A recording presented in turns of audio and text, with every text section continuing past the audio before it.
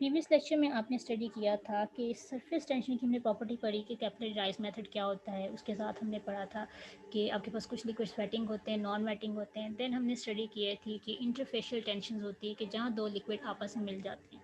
उसके बाद हमने स्टडी किया था सरफेस एक्टिव एजेंट्स के पानी की सरफेस टेंशन को कम करने के लिए कुछ एजेंट्स, कुछ एड ली जाती है, मदद ली जाती है। उन चीज़ों को, उन सब्सटेंस को हम सरफेस एक्टिव एजेंट्स कहते हैं कि वो सरफेस को इतना एक्टिव कर देते हैं कि वो बहुत आसानी से दूसरे से रिएक्शन में जा सकती है। उसके बाद हमने पढ़ा था मेजरमेंट ऑफ सरफेस टेंशन। उसके 3 मेथड्स पढ़े थे, capillary rise, Taureans and drop method. तो अब वन बाय वन हम मेथड को थोड़ा सा ब्रीफली देखते हैं क्या मेथड है।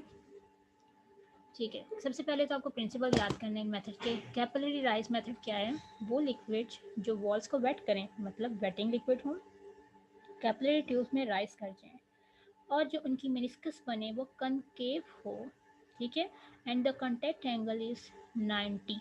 ठीक, तो कनकेव मेनिस्कस हम प्रीवियस लेक्चर में देख चुके हैं। वो क्या होती है कि जब आपके पास मेनिस्कस अंदर की तरफ हाई होती है, इस फॉर्म में आती है। ठीक, तो अंदर की तरफ डीपनेस होती है, अंदर का जो इसका एंगल होता है इट इज़ लेस देन 90। इस लिक्विड को हम वेटिंग कहते हैं और ऐसे लिक्विड कैपिलरी राइज मेथड में हेल्प करते हैं वो पानी को नीचे से ऊपर की तरफ मूव करवाने में। तो जिस मेथड सरफेस टेंशन को अगर इस मेथड से मेजर किया जाए तो आपके पास जो मेथडोलॉजी नाम आता है वो कैपिलरी राइज मेथड आता है। इसमें हमें चीज़ क्या देखनी होती है, हमने इसकी लिक्विड की हाइट मीन वो कहाँ तक राइज किया है, ये डिपेंड करेगा आपका रेडियस क्या है कैपिलरी ट्यूब का। ठीक, और दूसरा उस लिक्विड की अपनी इंडिविजुअल फोर्सेस कैसी हैं, सरफेस टेंशन कैसी है। तो इसका मतलब 3 चीज़ें हैं जिसके प्रिंसिपल में आती हैं। सबसे पहले तो आपके पास लिक्विड वेटिंग होना चाहिए, फिर आपके पास जिस ट्यूब में आपने उसे ऊपर की तरफ मूव करवा रहे हो उसकी हाइट क्या है, जो लिक्विड आपने उसमें ऐड किया है उसकी अपनी सरफेस टेंशन क्या है, और उस ट्यूब का रेडियस क्या है, वो चौड़ी है, बारीक है, मोटी है, किस तरह की। तो ये इसका प्रिंसिपल है। क्लियर, तो आपने इसके प्रिंसिपल को याद करना है।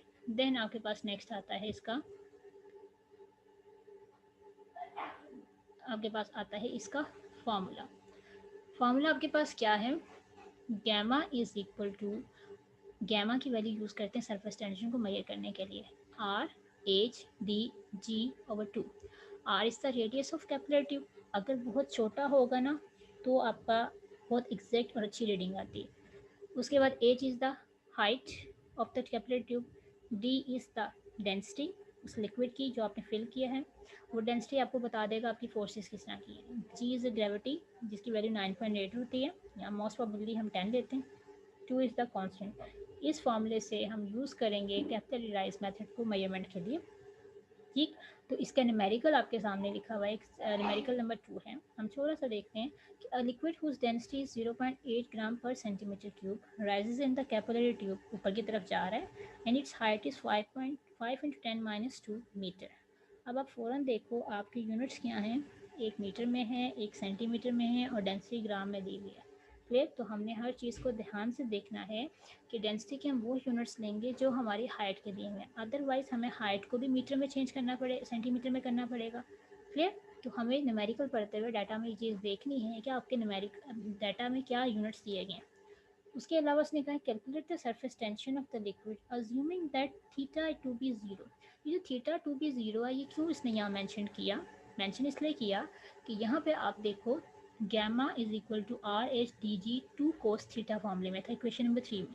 कोस थीटा की वैल्यू उसने कहा अगर ट्यूब बहुत ही बारीक है तो इसका मतलब उसकी वैल्यू 0 के पास है, तो कोस 0 की वैल्यू कैलकुलेटर पे डाल के देखोगे तो 1 आएगी, तो इसलिए यहाँ पे मेंशन नहीं किया। तो ये दोनों फार्मूलेस यूज़ होते हैं, तो बेहतर ये है कि आप इक्वेशन नंबर 3 को याद कर लो। तो इसलिए उसने यहाँ पे पहले मेंशन कर दिया थीटा की वैल्यू 0 है, तो इसका मतलब cos theta is equal to 1। तो यहाँ पे आंसर क्या आ जाएगा, सिर्फ 2। तो इस इक्वेशन को उसने यूज़ किया और साथ उसने कह दिया इसका रेडियस भी क्या है, मीटर में। अब देखो दो चीज़ें, हाइट भी मीटर में है, रेडियस से मीटर में, तो आपने ये ख्याल रखना है आपने डेंसिटी को भी मीटर में चेंज करना है।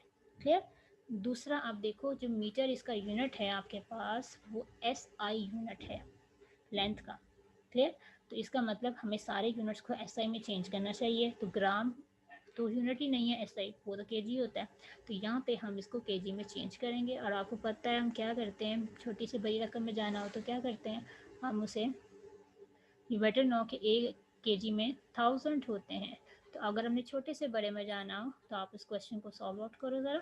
850 के जी आपके पास आंसर आ जाएगा इंटू मीटर क्यूब। ठीक, सेंटीमीटर को भी मीटर में लेके जाना है, 1 मीटर में 100 सेंटीमीटर होते हैं, उस फॉर्मूले को यूज़ करके हम सेंटीमीटर को मीटर में ले जाएंगे। तो पूरी क्वेश्चन को हम सॉल्व करके उसको 850 kg की वैल्यू आ गई। जी की वैल्यू हमारे पास क्या है 9.8, और ये भी मीटर में होती तो हमें तो फ़ौरन से अंदाज़ा हो जाएगा कि हमने डेंसिटी को किस में चेंज करना है, हमने केजी में करना है। अब इन सब की वैल्यूज़ को हम पुट करते हैं।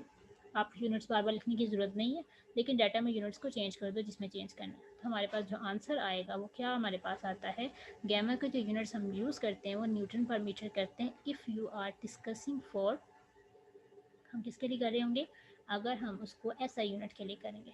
तो हमने ये पढ़ा भी था। तो आपके पास इस सबको सॉल्व करके आंसर आते थे 187.42.5। अक्सर जगह पे आपको मिलेगा न्यूमेरिकल एक्सरसाइज करते हुए पॉइंट के बाद वैल्यू थोड़ी चेंज आ जाती है। पॉइंट के बाद की वैल्यू को फ़र्क नहीं पड़ता। मोस्टली क्या होता है, मैं पॉइंट के बाद वैल्यू पूरी नहीं ऊपर ले रही, मैं 850 के बाद 0.34 आ रहा था, मैंने नहीं लिया, मैंने खाली 850 पर कर लिया। ये 9.8 लिखा, इसकी जगह मैंने 10 वैल्यू ले ली, तो मोस्टली उसकी वजह से थोड़ा फ़र्क पड़ता है। अदरवाइज 19-20 का फ़र्क चल जाता है। फिर उसके बाद आपके पास नीचे यहाँ पे कुछ पॉइंट्स दिए हुए हैं कि 1 kg को 1 ग्राम को केजी में करना हो तो आपने क्या करना होता है, छोटे से बड़े में जाना हो, छोटे से बड़े में जाना हो तो 1000 से डिवाइड करते हैं। ठीक, तो 1 सेंटीमीटर क्यूब से मीटर में जाना हो तो एक के बाद 6 जीरो लगा कर डिवाइड करते हैं। तो ये उन्होंने सारे आपको यूनिट्स चेंज करके भी नीचे बताएं कि 0.85 को हमने कैसे चेंज किया। सबसे पहले उसको मल्टीप्लाई किया 10-3। 10-3 का मतलब ही यही है कि हम इसे 1000 से डिवाइड करें, इसलिए इस चीज़ को कंफ्यूज नहीं करना। दूसरा आपके पास क्या है, 1 सेंटीमीटर क्यूब में आपके पास होते हैं 10-6 मीटर क्यूब। लेकिन मेरे क्वेश्चन में अगर थोड़ा सा आप गौर करो तो मेरे तो क्वेश्चन में पहले क्या डाला हुआ है, -3 डाला हुआ है, यानी सेंटीमीटर क्यूब में है और माइनस के साथ है। अगर चीज़ माइनस के साथ है तो आपके पास यहाँ पे 10 + 6 आएगा। अदरवाइज अगर यहाँ पे सेंटीमीटर 3 में लिखा होता तो यहाँ पे -6 आता। तो इस चीज़ का भी ख्याल रखना है कि आपको चीज़ दी किस में जा रही है, पर में है या सिंपल है। इन सब को सॉल्व करके आपके पास 850 kg क्लियर। अब हमारे पास इसका फॉर्मूला भी आ गया, हमने एग्जांपल भी देख ली। उसके बाद है टोरोइयन मेथड। इस मेथड में हम क्या करते हैं, हम सरफेस टेंशन को मेजर करते हैं कि टोरियन से आप ये याद रखो कि हमने ये देखना है कि कितनी ताकत रिक्वायर्ड है हमें डिटैच करने के लिए हॉरिजॉन्टल प्लैटिनम रिंग को from the surface of liquid.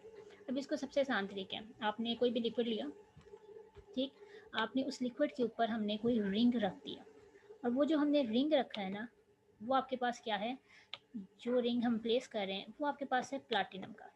ठीक, तो ट्रोजन मेथड कहता है जिस लिक्विड के ऊपर ये रिंग रखा होगा उस रिंग को कितनी ताकत से हम अलग करेंगे। जितनी ताकत से अलग करेंगे वो डिपेंड करेगा उस चीज़ की सरफेस टेंशन क्या है। Greater the surface tension greater the force. ठीक है, अगर बहुत ज़्यादा सरफेस टेंशन होगी वो तो इसको साथ साथ जोड़ के रखने की कोशिश करेगी अपने। ठीक, तो जब साथ साथ जोड़ेगी तो बहुत ज़्यादा ताकत चाहिए उसको अलग करने के लिए, तो ये डिपेंड करता है आपके पास टोरोइयन से। तो सिर्फ ये रिलेशन याद करना है, जितनी ज़्यादा फोर्स ऑफ टेंशन होगी लिक्विड में उतनी ज़्यादा फोर्स चाहिए होगी रिंग को अलग करने के लिए। तो जस्ट दिस मेथडोलॉजी में आपने हर एक का प्रिंसिपल याद करना है। ठीक, उसके बाद आपके पास आ जाती है टर्म कि इसको मेजर कैसे करते हैं। इसको मेजर करने का जो फॉर्मूला है वो गैमा mg/4πr। ठीक, इसमें m is the mass of the liquid film, यानी जो लिक्विड फिल्म उस रिंग के अंदर एरिया में आ रही है वो, g ग्रेविटी आपकी, 4 पाई कॉन्स्टेंट टर्म, r आपके पास क्या होगा, इट इज़ द रेडियस। जो प्लैटिनम रिंग आप रखते हो वो छोटे साइज़ का बड़े साइज़ का, उस पर इस फॉर्मूले में वैल्यू पुट करके हम सरफेस टेंशन को मेजर कर सकते हैं। ठीक, आप पिक्चर में देख सकते हो कि यहाँ पे उन्होंने स्केल रखा हुआ है, कितनी स्केल से हम मेजर करेंगे, कितनी फोर्स एक्सर्ट करेंगे। तो इस रिंग को हम ऊपर डिटैच खींचने की कोशिश करेंगे, यहाँ से पुल करेंगे और रिंग ऊपर की तरफ आएगा, और जो लिक्विड होगा वो आपके पास नीचे उस प्लेट में एक वॉच ग्लास में हमारे पास होता है। फिर तो उसके बाद हमारे पास मेथड आता है ड्रॉप मेथड। ड्रॉप मेथड में आपके पास दो चीज़ें हैं कि आपने ड्रॉप का मतलब तो नीचे की तरफ गिरना, तो इसका मतलब यहाँ पे जो स्टडी हम करेंगे प्रिंसिपल इसमें वो हम पढ़ते हैं due to the force of gravity. ठीक, जितनी ग्रेविटी के साथ वो ड्रॉप की शक्ल में आएगा। Drop is spotted by the upward force of surface tension acting at the outer circumference of the drop. ठीक, अब सरफेस टेंशन उस दिन भी हमने पढ़ा था कि जब ड्रॉप गिरता है तो सबसे पहले उसकी शेप कभी भी स्फेरिकल नहीं होती है, उसके अंदर क्या होता है आपके पास सरफेस टेंशन लग रही होती है। आहिस्ता आहिस्ता जब वो नीचे ऊपर से ड्रॉप गिर जाता है तो आहिस्ता आहिस्ता जाके वो कुछ स्फेरिकल शेप में आता है। तो इसका मतलब क्या होता है, जब ड्रॉप ऊपर से नीचे की तरफ गिरता है तो उसके ऊपर सरफेस टेंशन उसकी आउटर सर्कमफेरेंस पे इसके कॉर्नर्स में लग रही होती है, जिसकी वजह से वो अंदर की तरफ खींचा जाता है सारी स्फेरिकल शेप होने के लिए। जब वो बैलेंस हो जाता है तो आपके पास क्या हो जाता है, एक स्फेरिकल शेप में आ जाता है, ड्रॉप बिल्कुल नीचे और आप उसे काउंट कर लेते हो। तो इस मेथडोलॉजी में बेसिकली काम क्या है, फोर्स ऑफ ग्रेविटी का, विच डिपेंड्स, या आपको इन्फॉर्मेशन देगी कि ड्रॉप आपके पास कैसा आएगा। अब इसको मेजर करने के दो तरीके हैं ड्रॉप मेथड। एक है आप जो ड्रॉप नीचे गिर रहा है उसका वजन कैलकुलेट करो, वेट करो, या आप काउंट नंबर करो। काउंट नंबर वाला जो है वो हम प्रैक्टिकल लैब में कर चुके हैं। सिर्फ ड्रॉप वेट मेथड है जिसमें आपने क्या करना होता है, आपने जितना भी नीचे लिक्विड गिरता है ना उसको आप कलेक्ट करते जाते हो। ठीक, जितना लिक्विड गिरेगा उसको कलेक्ट करने के बाद हम मेजर कर लेते हैं। क्लियर। दूसरा जो अपरेटस हम इसको ड्रॉप मेथड में यूज़ करते हैं उसको हम स्टेलेगोमीटर कहते हैं। क्लियर। तो आपको यहाँ पे दिखता हुआ भी नज़र आ रहा है कैपिलरी ट्यूब ने जैसे ही आपके पास उसको स्प्लिट किया ड्रॉप को, तो फ़ौरन से सरफेस टेंशन जो सर्कमफेरेंस में थी, सर्कमफेरेंस का मतलब होता है outer area of the circle या स्फीयर, तो वो सारे एरोस अंदर की तरफ में जो इसको स्फेरिकल शेप को बनाएंगे। हम इस ड्रॉप का वेट कर लेते हैं। क्लियर। तो अबाउट हम एक फिक्स कर लेते हैं रेंज को कि जो ड्रॉप, वैसे तो हमने जो लैब में प्रैक्टिकल किया था वो तो ड्रॉप्स ऊपर से नीचे गिर रहे थे, हम ड्रॉप को काउंट कर रहे थे। यहाँ पे हम पहले कहते हैं हमने 20 ड्रॉप ही लेने हैं बस, या 30 लेने हैं, हम वो चेक करते हैं। अब उसमें से एक ड्रॉप का वेट हम कैलकुलेट कर लेते हैं और बाद में जितने ड्रॉप्स हमने लिए होंगे उसको मल्टीप्लाई कर देते हैं। तो ये ड्रॉप वेट मेथड जो है as compare to drop number जो हमने लैब में परफॉर्म किया था उससे ज़रा डिफ़िकल्ट है, इसलिए हम इसको परफॉर्म करते हुए इससे थोड़ा सा इज्तनाब करते हैं। हम ड्रॉप नंबर को ज़्यादा प्रेफर करते हैं कि वो इजी टू यूज़ है। तो इसमें आपके पास बेसिकली क्या होता है, आपके पास इक्वेशन जो यूज़ होती है इट इज़ ऑफ ग्रेविटी और सरफेस टेंशन इकट्ठी रिलेट करती है। M G is equal to 2 pi R surface tension, M mass है, आर रेडियस है, गैमा सरफेस टेंशन है। क्लियर। तो यहाँ पे वो कहता है अगर आपके पास दो लिक्विड्स हों, आप कंपेयर करते हैं हमेशा सरफेस टेंशन को, तो M1G M2G 2 pi are gamma 1 2 pi are gamma 2, इन दोनों इक्वेशन को ऊपर नीचे डिवाइड करते हैं तो आपके पास रिलेशन आता है कि the ratio of two liquids gamma 1 and 2 is equal to M1/M2। Clear. तो इसमें हम हमेशा कोई ना कोई सरफेस टेंशन को मेजर करने के लिए जब भी दो लिक्विड्स की बात हो तो उसमें एक लिक्विड वो होगा जिसकी वैल्यू आपने फाइंड करनी है और एक लिक्विड रेफरेंस के तौर पे इस्तेमाल करते हैं। क्लियर। तो हम इसमें से मैसेज को मेजर कर सकते हैं। क्लियर। लेकिन उसके लिए ये है कि हमें पहले पानी के ड्रॉप का भी मैथ पता होना चाहिए। इसकी बजाय हम प्रेफर करते हैं ड्रॉप नंबर मेथड को, जिसमें हमने क्या पढ़ा था फॉर्मूला क्लास में प्रैक्टिकल करते हुए, हम उसमें जो कतरे गिरते हैं ऊपर से ड्रॉप की शक्ल में हम उनको नंबर काउंट करते हैं। तो gamma 1 over gamma 2 is equal to N2 over N1 into D1 into D2। हम डेंसिटी भी कैलकुलेट कर सकते हैं और बड़े अच्छे तरीके से हमने की थी कैलकुलेट। कैसे किया था, बाय यूजिंग स्पेसिफिक ग्रेविटी बोतल, छोटी सी शीशे की बॉटल्स होती हैं उसमें डाल के। क्लियर। वाटर की डेंसिटी में पहले से पता होती है, वाटर की सरफेस टेंशन भी पता होती है जो मोस्टली 72.2 डाइन्स ली जाती है। वाटर की डेंसिटी भी आपको पता है कि 25 डिग्री सेंटीग्रेड पे पहले से फिक्स होगी। तो आपके पास क्या होता है कि यहाँ पे हमेशा एक रेफरेंस होता है। तो पानी हम रेफरेंस मोस्टली रखते हैं और बाकी जो लिक्विड आपको दिया जाए उसको मेजर करते हैं। तो जिस फैक्टर को भी हमने फाइंड करना हो हम कैलकुलेशन बड़े आराम से कर सकते हैं। तो यहाँ पे इसका न्यूमेरिकल इंपॉर्टेंट है।